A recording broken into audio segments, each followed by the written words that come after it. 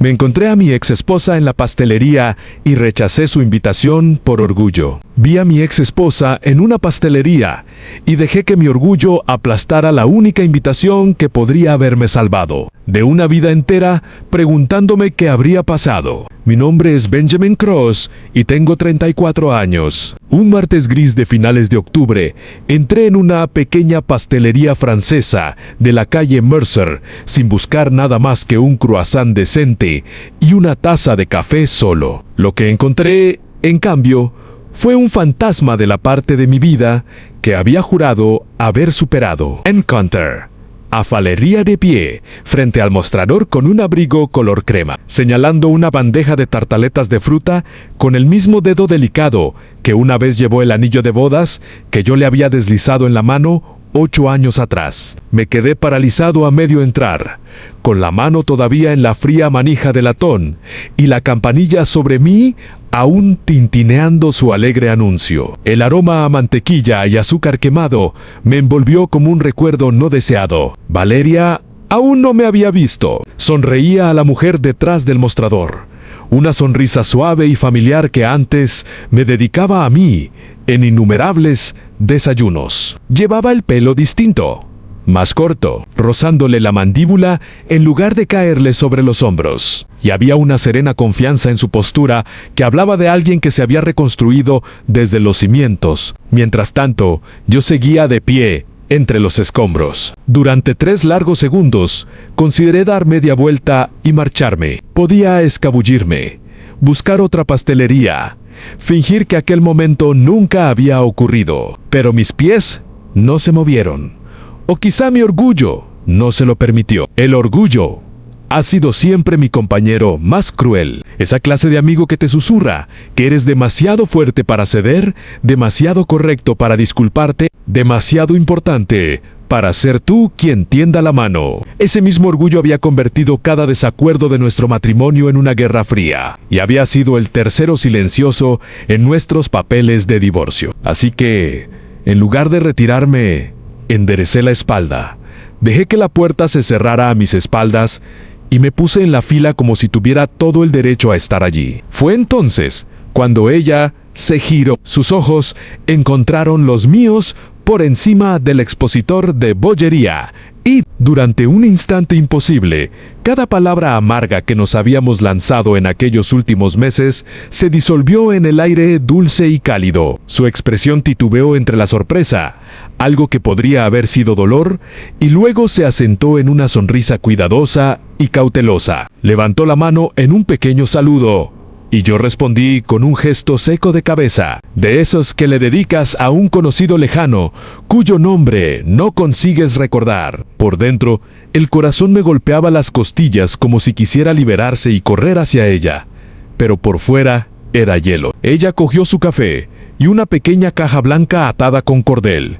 Luego se apartó y se quedó cerca de la ventana, donde la luz gris del día la hacía parecer casi etérea. Yo pedí un croissant sencillo y un café solo, con una voz que sonó más firme de lo que me sentía. Cada segundo que pasé frente a aquel mostrador, sentí su presencia a mi espalda, un tirón magnético que me negaba a reconocer. Pagué, me giré, y allí estaba ella, más cerca de lo que esperaba, lo bastante como para aspirar el leve rastro del perfume de jazmín que usaba desde la universidad. Me golpeó justo en el centro del pecho. Ella inclinó la cabeza, una pregunta silenciosa en los ojos, y entonces hizo algo que yo no había previsto. Señaló la pequeña mesa bistró junto a la ventana. Quería que me sentara con ella. La invitación era clara, tácita pero inconfundible. Me tendía un puente, un momento de tregua, un café compartido en una fría mañana de octubre que podría haber entreabierto una puerta que yo daba por sellada para siempre. Durante un frágil latido, sentí resurgir la vieja añoranza, el recuerdo de las risas en un apartamento minúsculo, de su cabeza apoyada en mi hombro mientras planeábamos un futuro que nunca llegó. Y entonces mi orgullo habló. Me recordó cada discusión empapada en lágrimas, la forma en que ella había salido por la puerta sin mirar atrás, los meses que yo había pasado convenciéndome de que estaba mejor solo. Me susurró que aceptar su invitación significaría admitir que todavía me importaba, que era débil, que después de todo lo que ella me había hecho pasar, yo sería el que volvería arrastrándose. Así que coloqué en mi rostro una expresión de educada indiferencia. Negué con un leve movimiento de cabeza y levanté mi vaso de café como queriendo decir, hoy no. Nunca luego pasé junto a ella. Salí por la puerta y me adentré en el frío húmedo del otoño sin pronunciar una sola palabra. En el instante en que la puerta se cerró a mi espalda, sentí una ráfaga de algo que confundí con victoria. Mírame, pensé, imperturbable, intocable, totalmente dueño de la situación. Había rechazado su invitación. Igual que ella, había rechazado en su día la vida que construimos. El marcador mental sumó un punto a mi favor. Tomé un sorbo de café amargo y caminé ese mercer abajo, con los hombros erguidos. Un hombre que acababa de demostrarse a sí mismo que no necesitaba a nadie, y mucho menos a la mujer que lo había destrozado. Pero la sensación no duró. Para cuando llegué a la esquina y el semáforo se puso en rojo, la hoguera triunfal de mi interior ya había empezado a extinguirse. Miré hacia atrás, hacia el escaparate de la pastelería, y lo que vi me atenazó algo muy adentro del pecho. Valeria seguía sentada a aquella mesa junto a la ventana, con el café intacto y la cajita blanca sin abrir. No miraba el móvil, ni tenía la vista perdida. Miraba hacia abajo. Hachía a la mesa, los hombros ligeramente encorvados y los dedos recorriendo la tapa de la caja como si contuviera algo frágil e importante. La mujer segura de sí misma, que yo había visto en el mostrador momentos antes, se había encogido hasta convertirse en alguien que parecía profunda y dolorosamente sola. Me dije que no era asunto mío. Me dije que ella se había ganado esa soledad. Crucé la calle y seguí caminando. Pero a cada paso la imagen de ella allí sentada ardía más intensamente detrás de mis ojos. Aquel pequeño gesto de negación con la cabeza le había costado algo. Ahora podía verlo, rebobinando el momento en mi mente. La manera en que su sonrisa se había desvanecido apenas una fracción de segundo antes de recomponerse, como su mano había bajado lentamente después del gesto invitador. Había usado mi orgullo como un arma y la había herido. La pregunta que no podía responder era por qué no me sentía como había imaginado. El resto del día se disolvió en una niebla de distracción inquieta. Me senté en mi apartamento con el croissant intacto y el café helado hacía rato, mirando fijamente la pared como si me debiera una explicación. Nuestro divorcio era definitivo desde hacía casi 2 años. Había pasado esos años perfeccionando el arte de no pensar en ella, llenando cada hora de vigilia con trabajo y planes sociales vacíos hasta que el agotamiento me arrastraba a un sueño sin sueños. Me había convencido de que estaba curado, de que había pasado página. Sin embargo, una sola mirada suya en una pastelería lo había desbaratado todo, revelando la verdad que había sepultado bajo capas de tosuda negación.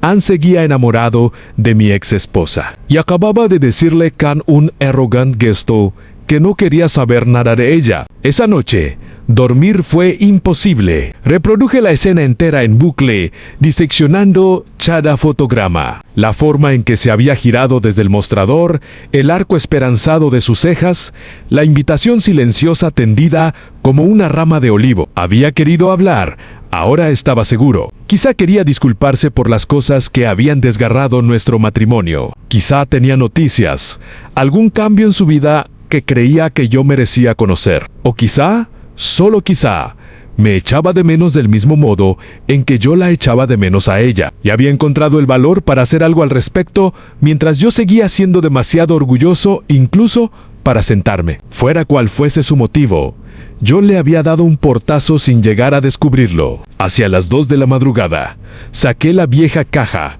que guardaba al fondo del armario, esa que juré que tiraría, pero nunca fui capaz. Fotografías. Una rosa seca de nuestro primer aniversario. El talón de la entrada del cine que vimos en nuestra segunda cita. Me senté en el suelo, como un hombre que rebusca entre los escombros de una casa incendiada. Sosteniendo pruebas de una felicidad que había dado por sentada, había estado tan ocupado protegiendo mi orgullo que había olvidado lo que realmente me costaba. Y ahora, quizá nunca tendría la oportunidad de deshacer aquel único y devastador gesto de negación. La ciudad dormía, mientras yo hacía un voto silencioso. Al día siguiente, volvería a esa pastelería, la esperaría. Me tragaría hasta la última gota de orgullo y le diría que quería ese café. Diría todo lo que debería haber dicho 2 años atrás y rezaría para que no fuera demasiado tarde. Con esa frágil esperanza ardiendo en el pecho, dejé por fin que mi cuerpo agotado se desplomara contra el borde de la cama, las fotografías esparcidas a mi alrededor como hojas caídas. Lo que aún no sabía era que algunas invitaciones tienen fecha de caducidad, y aquella que tan descuidadamente había rechazado ya se me escapaba irremediablemente de las manos. El amanecer llegó pálido y despiadado sobre la ciudad, y yo ya estaba despierto, ya vestido, ya paseando por mi apartamento, como un hombre que espera un indulto. Las horas que faltaban para que abriera la pastelería se estiraron y me torturaron. Ensayé lo que iba a decir de 100 maneras distintas, cada versión más desesperada que la anterior. Le diría a Valeria que había sido un idiota, que mi orgullo era una jaula que había construido con mis propias manos, y que, si me concedía tan solo un café, yo pasaría el resto de mi vida compensando aquel único y arrogante gesto de negación. La esperanza que había encendido en la oscuridad ardía ahora, brillante y ansiosa, en mi pecho. A las 8 menos cuarto, estaba en la calle Mercer, bajo el frío de la mañana, viendo cómo las luces de la pastelería parpadeaban al otro lado del cristal. La misma campanilla tintineó cuando empujé la puerta.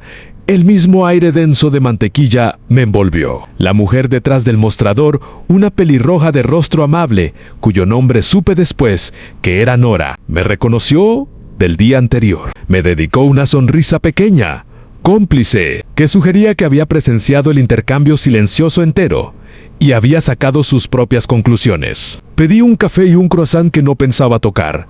Luego me instalé en la mesa junto a la ventana, la misma mesa que Valeria me había ofrecido, y esperé. Pasó 1 hora, luego 2. La clientela matutina llegó y se fue, y con cada vaivén de la puerta mis ojos saltaban como los de un cazador, pero nunca era ella. La callada esperanza que me había levantado de la cama empezó a agriarse hasta convertirse en algo más pesado, una inquietud que se me instaló en el estómago, como una piedra fría. Me dije que quizá vendría más tarde, que la gente tiene trabajos, horarios, vidas que no giran en torno a los caprichos de un exmarido arrepentido. Pedí un segundo café, luego un tercero. El croissant se quedó rancio en el plato, y Nora empezó a mirarme con algo más parecido a la compasión que a la curiosidad. Alrededor de las 11, Nora se acercó a mi mesa para retirar el plato intacto. Dudó un instante, como hace la gente cuando decide si involucrarse o no en la tristeza de un desconocido. Luego se inclinó un poco y me dijo, en una voz pensada solo para mí, que la mujer a la que yo esperaba había venido muy temprano esa mañana. Nada más.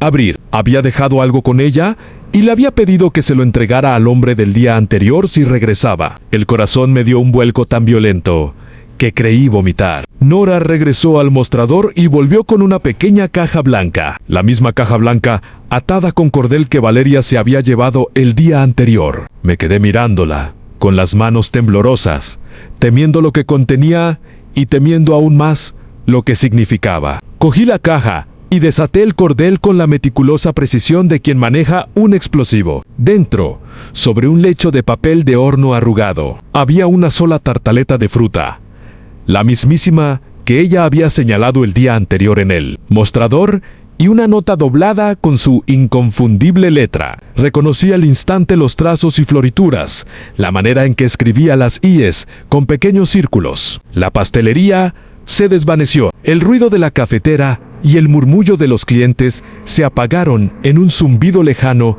mientras yo desdoblaba el papel y empezaba a leer devorando las palabras. Escribía que había ido a la pastelería el día anterior con la esperanza de encontrarse conmigo. Sabía que era una posibilidad remota, pero recordaba cuánto me gustaban los croissants de almendra cuando estábamos casados y había decidido tentar al destino. Quería contarme algo importante. Algo que llevaba meses guardando pero que no podía poner en un mensaje de texto ni en un correo electrónico. Se mudaba a Madrid. Una oportunidad laboral que no podía rechazar. Una nueva vida que había ido construyendo en silencio al otro lado del océano, y su vuelo salía en 2 días. La invitación a tomar un café, la mesita junto a la ventana, habían sido su último intento de verme cara a cara, de ofrecer un cierre, quizá incluso de averiguar si la puerta entre nosotros podía volver a abrirse alguna vez. Pero cuando negué con la cabeza y me marché, entendió mi respuesta. Decía que no me guardaba rencor. Decía que esperaba que yo encontrara la felicidad. Y dejaba la tartaleta, mi preferida, como una pequeña despedida. La nota se emborronó ante mis ojos, porque se me llenaban de lágrimas que me había negado a derramar durante 2 años. Leí las palabras otra vez, y luego una tercera, buscando algún resquicio oculto, alguna señal de que aquello no era definitivo. Pero la fecha de su vuelo era pasado mañana. La pastelería era el lugar que ella había escogido para una despedida que yo le había arrojado a la cara. Mientras yo pasaba la noche planeando mi gran disculpa, ella estaba haciendo las maletas para un nuevo continente, convencida de que yo había pasado página tan por completo que ni siquiera podía sentarme a tomar un café. Mi orgullo no solo la había herido, había reescrito el final entero de nuestra historia. Las siguientes 48 horas fueron una carrera frenética e inútil. Llamé a todos los números que aún conservaba de ella, pero todos saltaban directamente al buzón de voz. Contacté con conocidos comunes, tragándome la vergüenza, solo para descubrir que la mayoría tampoco había hablado con ella en meses. Se había estado desligando silenciosamente de esta ciudad. De esta figlia mía en una amiga, una mujer llamada Cora, que siempre había sido más amable conmigo de lo que merecía. Me contó que Valeria le había hablado del plan de la pastelería una semana antes, con la voz cargada de nerviosa esperanza. «De verdad quería verte, Benjamín», dijo Cora. Y el tiempo verbal en pasado me golpeó como un puñetazo. Pensó que tal vez por fin podríais tener una conversación sincera. Estaba aterrada, pero preparada. Y yo había matado esa disposición con un frío movimiento de cabeza. La tarde de su partida hice algo que nunca había hecho antes. Fui en coche al aeropuerto, no porque creyera que pudiera detenerla, sino porque tenía que intentarlo. Tenía que saber que había hecho todo lo posible, aunque todo lo posible fuera demasiado poco y demasiado tarde. La terminal internacional era una catedral de luz fluorescente y maletas con ruedas, y yo deambulaba por ella como un alma perdida, escrutando rostros, esperando un milagro. Ni siquiera sabía con qué aerolínea volaba, no sabía la hora de salida, solo sabía que en algún lugar, más allá de los controles de seguridad, la mujer a la que aún amaba estaba a punto de desaparecer en el cielo, y yo nunca le había dicho la verdad. Me quedé junto al ventanal, viendo cómo los aviones rodaban por la pista, y sentí todo el peso de mis decisiones asentarse sobre mis hombros. Cada pelea que había escalado en lugar de calmar, cada disculpa que me había tragado, cada instante en que había preferido tener razón antes que ser amable, me había llevado hasta ese lugar. El orgullo que había custodiado con tanto celo se había convertido en mi prisión, y ahora estaba decorada con el fantasma de una tartaleta de fruta en una caja de cartón blanco. Saqué la nota del bolsillo y la leí una última vez, dejando que las lágrimas brotaran sin resistencia. La tartaleta seguía en mi bolsa. No había sido capaz de comerla. No soportaba destruir el último regalo que ella me había hecho. En los meses que siguieron, aprendí una verdad incómoda al sanar una segunda oportunidad perdida.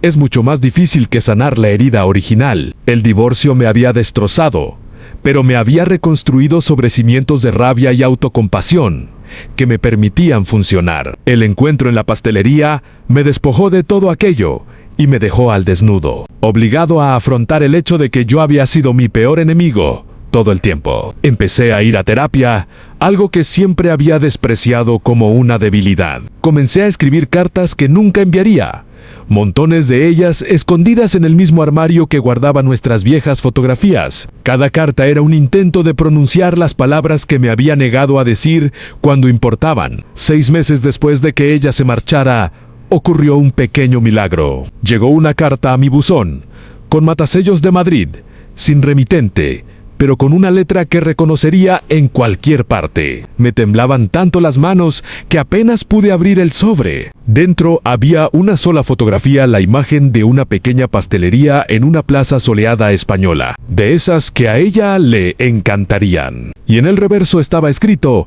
el perdón es un producto de pastelería que se sirve mejor caliente. Cuban. No había disculpa, ni invitación, ni promesa de regreso, pero sí una apertura. Una grieta en la puerta que yo creía sellada para siempre no me había olvidado. No había cerrado el libro del todo. Esta vez, no esperé. Esta vez, no dejé que el orgullo dictara mi respuesta. Ese mismo día, reservé un billete de avión. No tenía ninguna garantía de que quisiera verme. Ningún gran plan, salvo sentarme en aquella pequeña pastelería madrileña con un café y el corazón abierto, dispuesto a aceptar cualquier invitación que ella decidiera ofrecerme. El viejo Benjamin se habría preocupado por parecer desesperado, por Sider Pader, por el riesgo de ser rechazado de nuevo. Pero el hombre que hacía la maleta aquella noche lluviosa de primavera no era el mismo que había salido de una pastelería una mañana gris de octubre. Aquel hombre había sido vaciado y reconstruido. El mortero que lo mantenía en pie era la humildad. La historia no terminó con una escena perfecta de reencuentro de película bajo la luz del sol español. Terminó como la mayoría de las cosas reales, en medio de algo que todavía se estaba desplegando. Cuando por fin la encontré, sentada a una mesita frente a aquella pastelería madrileña, con un libro de bolsillo y una taza de café con leche, levantó la vista hacia mí con sorpresa. Y luego, con algo más suave, algo que guardaba el recuerdo de las tartaletas de fruta y el perfume de jazmín. Y de 2 personas que se habían hecho daño, pero nunca habían dejado de quererse del todo. No hice exigencias, no solté discursos ensayados. Sencillamente, me senté en la silla vacía frente a ella y, por primera vez en años, dejé que el silencio hablara en lugar del orgullo. Pasara lo que pasara después, por fin había aceptado la invitación que una vez rechacé. Y esa lo aprendí. Es la diferencia entre una vida vivida en el arrepentimiento y una vida valiente que se atreve a empezar de nuevo.